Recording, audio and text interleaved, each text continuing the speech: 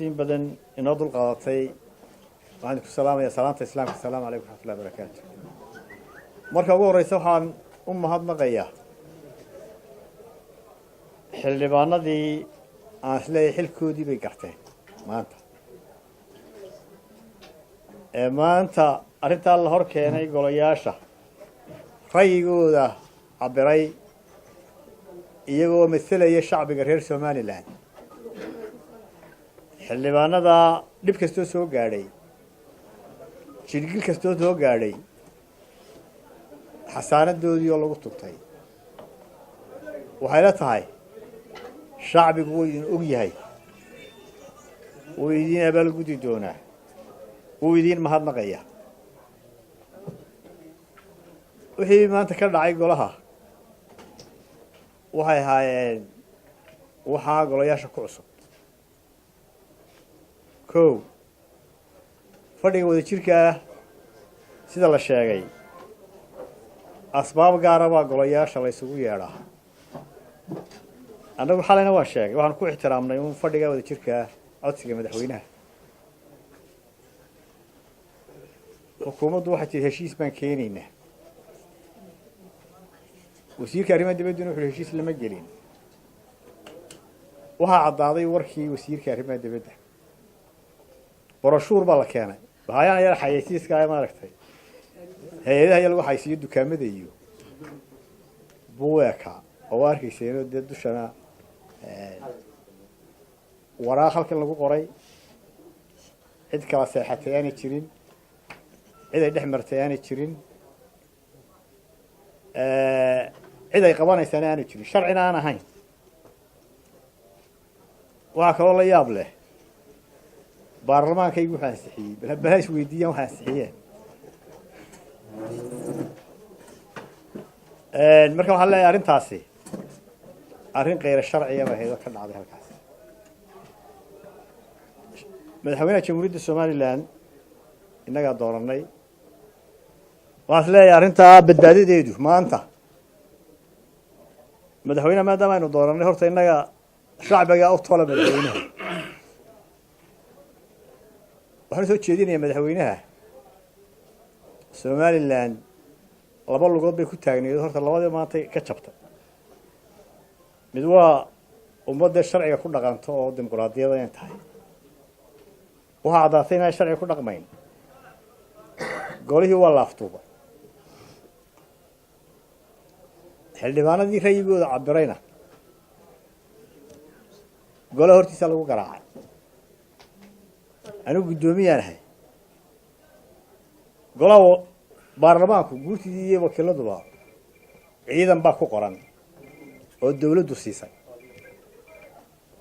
قدومي ياش أماني كان نقضى مصر عيدا كاسو أنا نجا مرقاتا أيوم بقولها سوق لي كلا أنا سيدي دانينا مثلا كذا ما توهم بها نقضان وحين ما أنت هذين كذا عيوها عيال وحالي لقيه شيء مرا عيدا عصبة خايجة هاي أي رجنا لا يحلونا لا حقنا أنا ولا هاي قولها بس وقلا وكحماي صاحب كسلمان وقلاده عيدا أنا عيدا كي قولها هايني وميل لقى كيانا يوميل كورو سنة وهاوش الله قلت لك قال أنت قولها سو قلا يعني حلونا ده هرتي سو قرعان هذا أنا تلاقنا وهاي هيد أهين نبتقليو سمعنا لوضع لغوض بيلها من نبتقليوها من الديمقراطية واحد اللي نبتقليو ده ما انتا يدخل ضمبيسا هدي دي تاسي فرشو وصل لقلا سمعيو أنا وحان قباه وحين تاكوينين التيران إن قرن نمدي سمعنا لقا نقضي بان قباه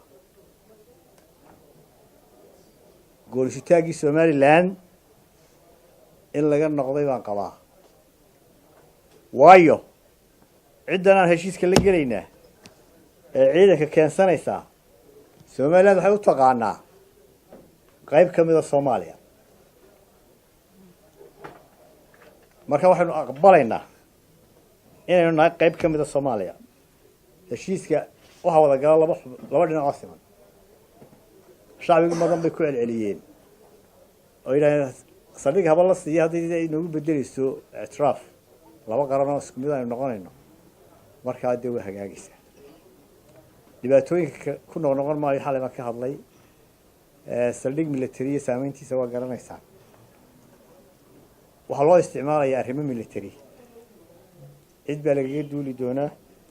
ciidan baa soo degi doona amisom inay soo degtaaba laga yaabaa dee laftigeedu waayo inagu ma xukuno dhulkaa aynu xukunno maaha waxaan madaxweynaha jamhuuriyadda somaliya soo jeedinayaa arrintaasi hal badbaaday leedahay golayaal idin matelayo shacbiga uma jiro wadawadii ka arka laba xukuumad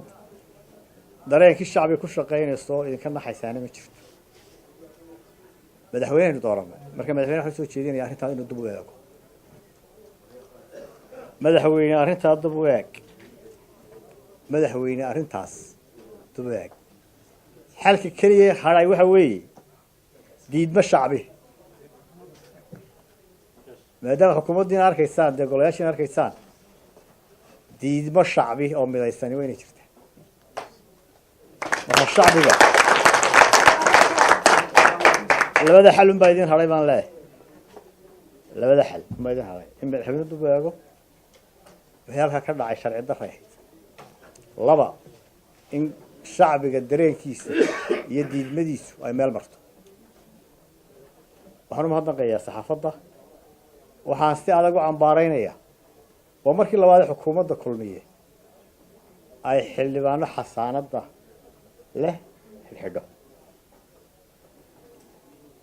waxay la tahay sharcigaynu ku kala sarraynaa sharcigaa dhammaanteen naga sarreeya sharciga hala ilaaliyo waxaa kaloo xidhan saraakiil badan oo sharci darro u xidhan oo xisbiga ka tirsan waxaa xalay gurigiisa lagala baxay isagoo carruurtiisa la jooga sarkaal sare oo ka tirsan xisbiga oo wada garanaysaan fadha saabkii hore hargeysa xamarji wax lagu xidhay iyo waalan loo geeyey midna ma jiro carruurtiiba isagoo la hurdo laga soo qaaday aniga markii askarta soo qabatay ila soo hadlo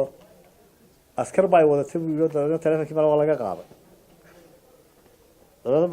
badondoona baan idhi waxaa saldhigyadoo dhan waa la tegay mar dambe waxa laga soo helay saldhigga dhexe waxaa ka horreeyey guddoomiyihii gobolka awdal waxaa ka horreeyey saraakiil kale oo sare oo mayor ku-xigeenkii hore uu ka mid yahay boorame waxaa la xidhxidhay saxaafad fara badan oo weliba agabkoodiina laga qaaday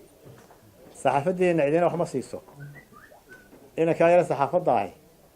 waxaa laga yaabaa inuu kamarad soo bariyey oo saaxiibadiisa iyo ehelkiisa iy soo iibiyeen maanta qaar baa kamaradii laga qaaday qaar baa berbere ku xidhan waxaan usoo jeedinayaa dhammaan saxaafadda xidhxidhana in xorriyaddoodii loo soo celiyey shacbiga waxaan ugu baaqayaa in arrintaa masiirkeedu uu ku xidhan yahay go-aankiina waa in go-aankiinu caddaadaa waa in dareenkiinu caddaadaa waa in diidmadiinu caddaataa asalaamu calaykum waraxmat ullahi wabarakatu